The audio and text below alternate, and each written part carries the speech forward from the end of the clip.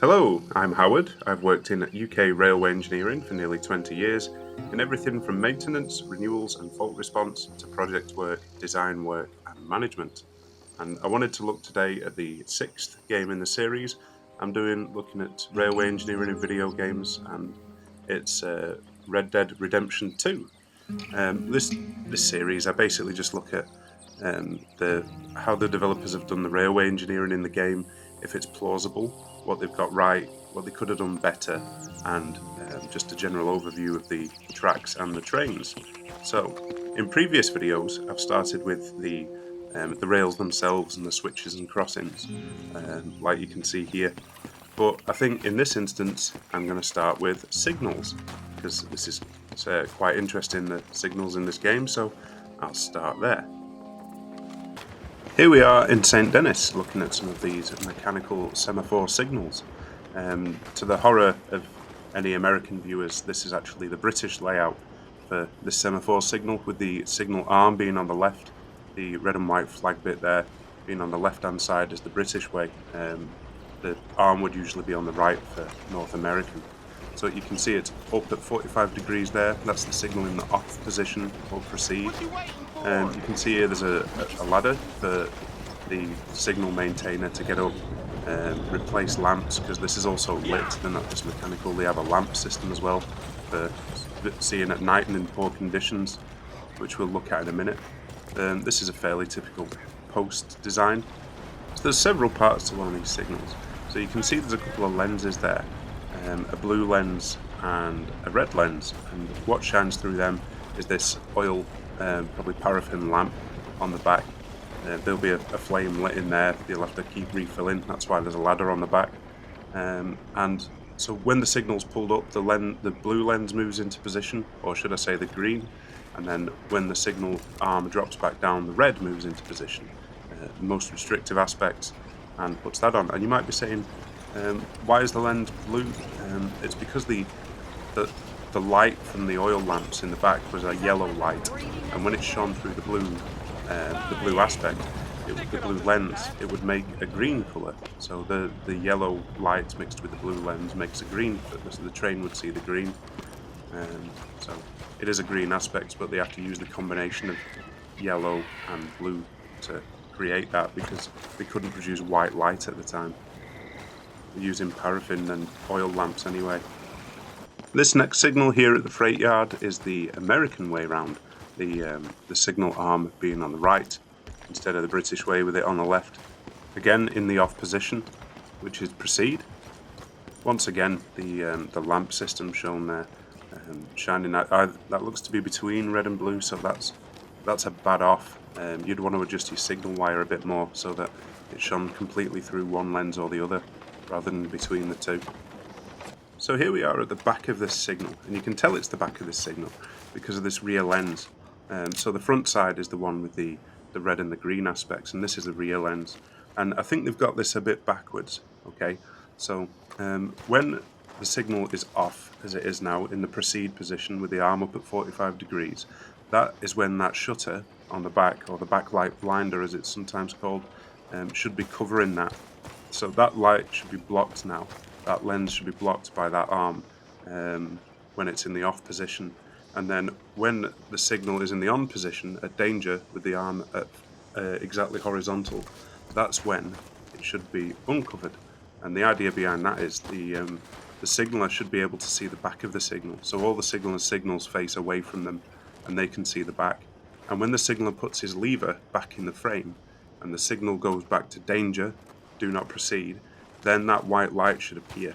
And the signaller can then see that, and that's then they can confirm that the signal is back at danger where it should be.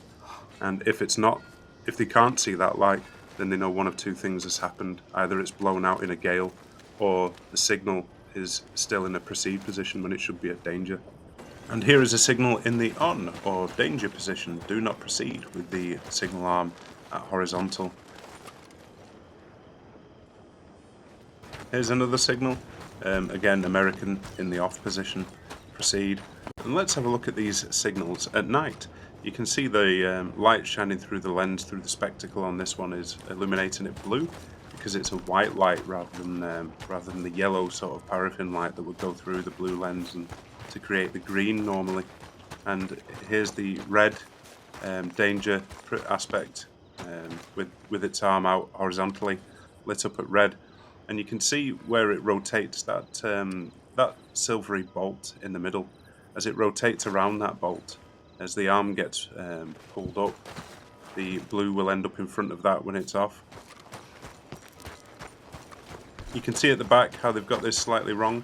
When that signal's at danger like it is now, that backlight blinder should be fully open. So you can see the back of the signal like that. That's how it should look at the back when the signal's at danger, with the rear lens fully on display to tell the signaler that the signal is on or danger, don't proceed. And there we go. That one's also lit. That's pretty nice to have them lit in the evening. That's a nice little feature. If slightly wrong with the backlights and slightly wrong with the colour, but still good intention to put them there. See, what you would have around here and that is missing is all the signalling equipment has to be operated somehow. See, it's all mechanically operated via levers and pulleys and cranks and rodding and wires. So all this stuff would have to be operated. So this ground would be busy with layouts of rodding and pulley wheels, and the rodding would lead so far, and then you'd have a wire attached. Usually, a wire would run through a series of pulleys, and eventually it goes up the signal, and it ends up here. You can see it trailing down from the back of the arm there. There it is. It's hanging down. It's chopped off, but that wire, in theory, is under tension, and because it's bolted onto the back of that little arm there, and that's currently being pulled down in order to raise the signal arm to bring it into the off position. So you can see the wire there, but it's just chopped off. It's probably needless amounts of space for the developers to render that. Not only for all the signals in the area, but also all the points. All these points would need to be operated by a signal box, or maybe not. Maybe they could be manually operated by a shunter around the yard. So there's only railway signals in St. Denis. There's not signals anywhere else in the game. So up until as late as the 1960s in North America, they were still using timetable signaling and telegraph or order signaling. So timetable signaling is the one with the least available equipment, which is literally just trains running according to a timetable, and all the crews and the drivers and everything have their allotted time, and they just stick to that. This has obvious flaws in that where trains are delayed or there's a crash or an incident, you can get them piling up behind each other.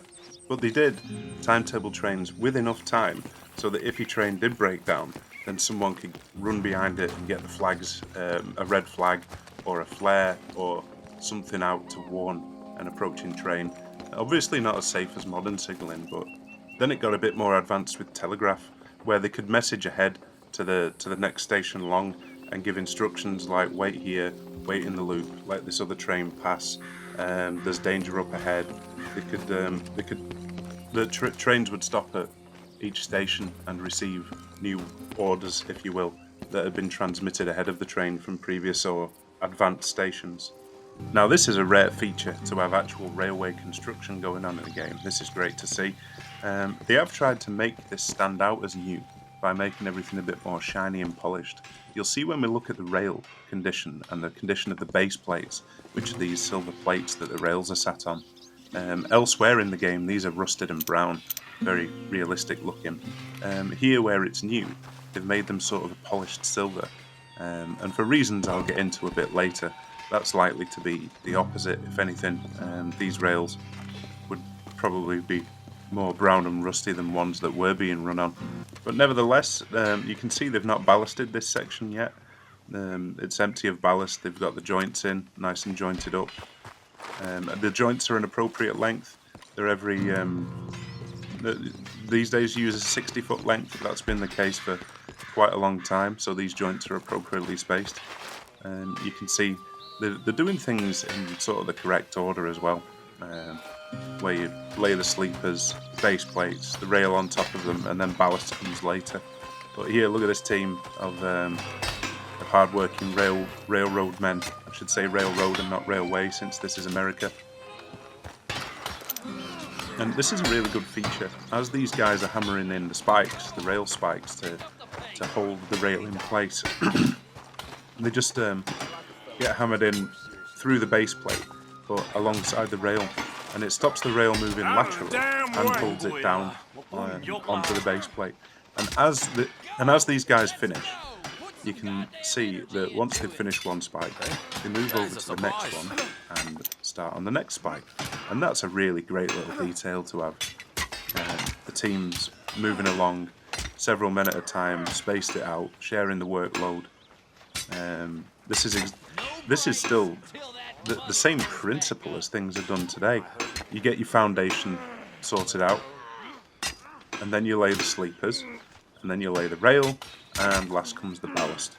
If you're doing it that way, sometimes it's laid in big panels by machines, and it will literally lay the track down in panels, if you will.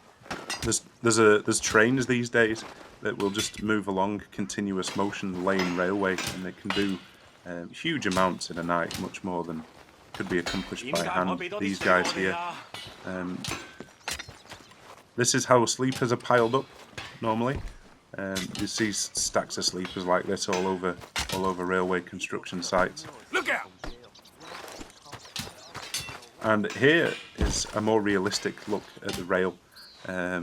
Instead of the shiny stuff, this is how it would look. And they've got this absolutely right here. Because the rail that's waiting to go in will have been in there, will have been lying around for weeks, maybe even months, in the rain and the dirt, just on building sites. And even now, people leave rail out on the railway ready to change, sometimes for a couple of months before they go back to it. And by that time, it's rusted completely over. It's quite a big problem, because what happens is on some of these engineering sites that are a few days long, say, the railway shut down for 4 or 5 days while renewals go on. In that time, the rail has rusted completely over, and that presents a problem with signalling, because the rail's that thick with rust on the top, instead of being shiny and making good contact with the wheels, that the trains don't drop the track circuit out, because there's too much rust on the rail to operate the track circuit. And that's bad, because the train disappears and it's no longer protected by the signalling. Once the track circuit's not detecting it, it's no longer protected by the protection that the signalling affords the train. So they've made it shiny there, but in reality it'd be rusted over and that happens in no time at all, really.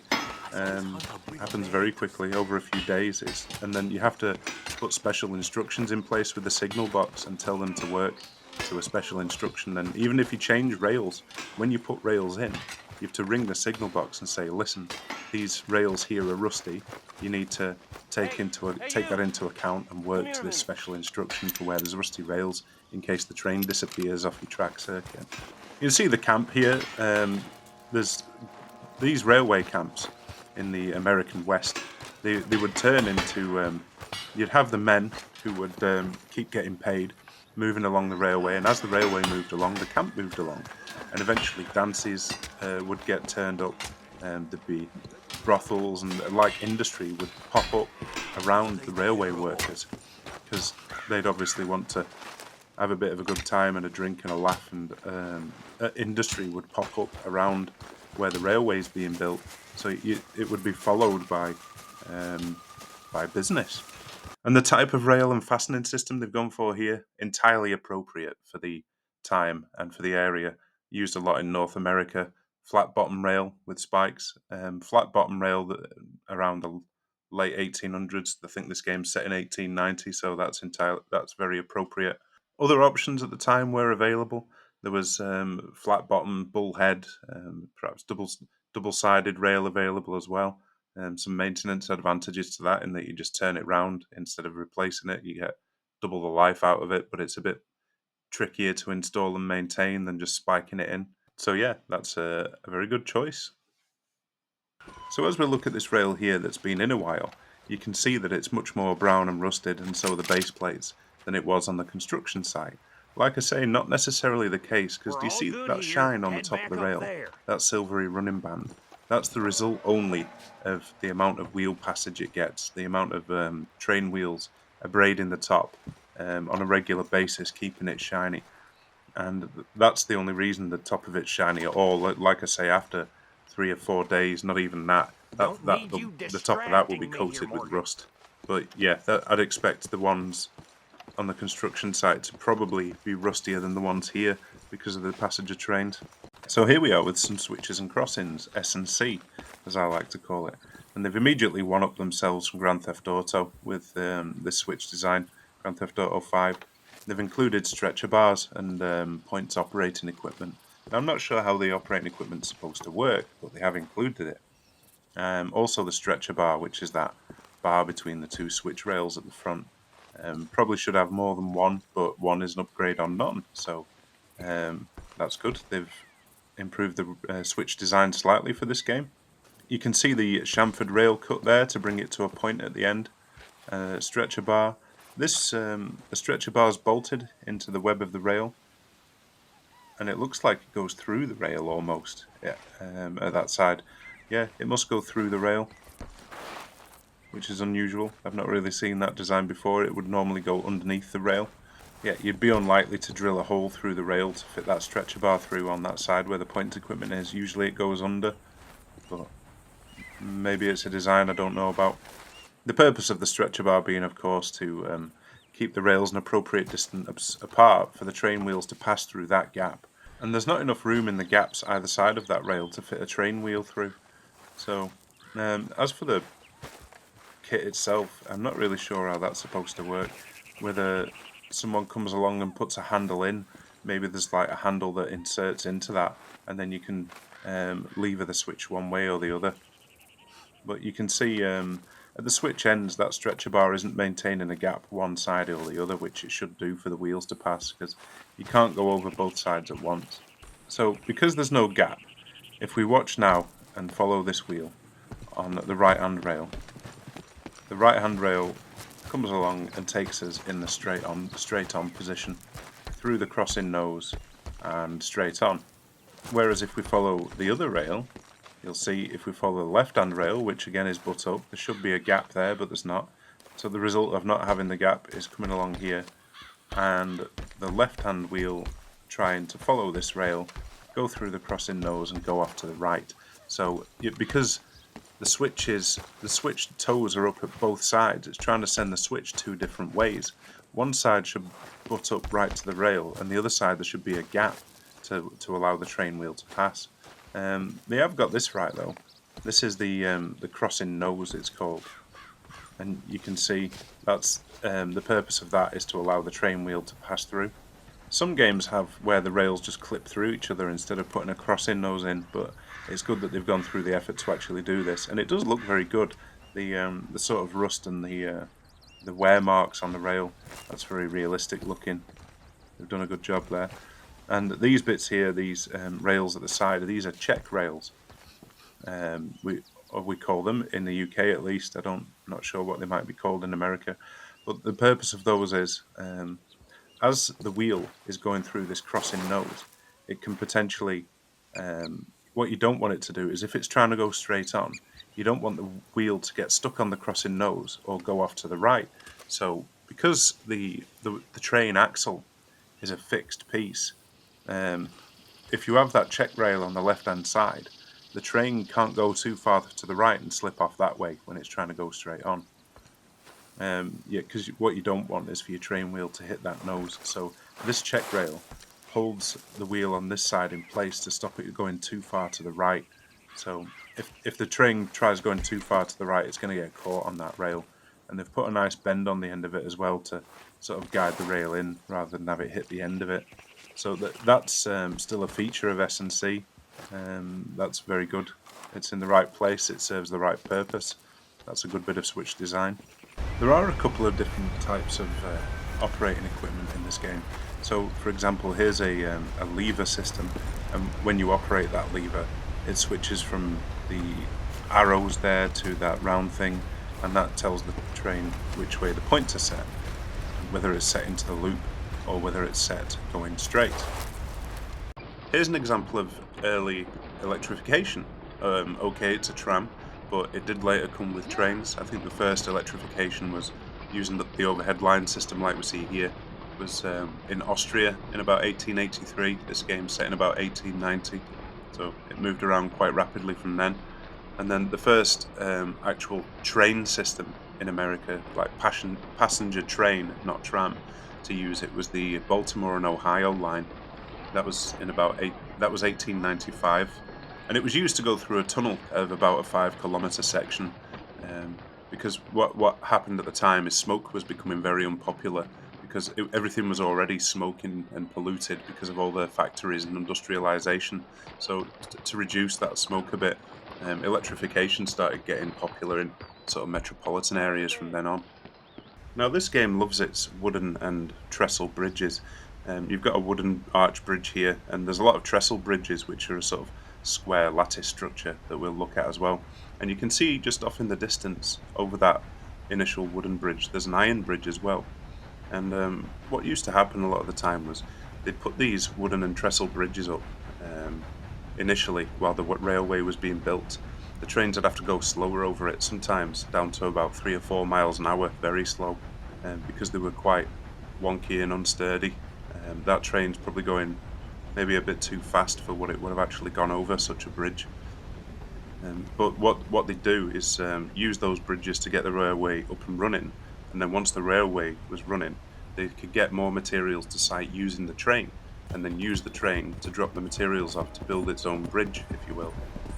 They used to do that a lot and put a bit more of a permanent structure in once the train was up and running because it's the best way to get materials to site. You can see it's just gone through the iron bridge over there, so that might be what happened. So they've put a couple of trestle bridges in to cross this enormous and scenic valley, and then they've gone and replaced that second iron bridge. And then there's some really good examples of trestle bridges from this sort of era still around. The biggest one still in existence, the largest wooden structure, curved wooden structure in the world, is in Goat Canyon, which is down in San Diego, California, on the San Diego to Arizona Railway, and that's still around. There's plenty of good YouTube videos of that, and if you can imagine a train going over that, it's a bit rickety, and it probably was when they built it in '33 as well.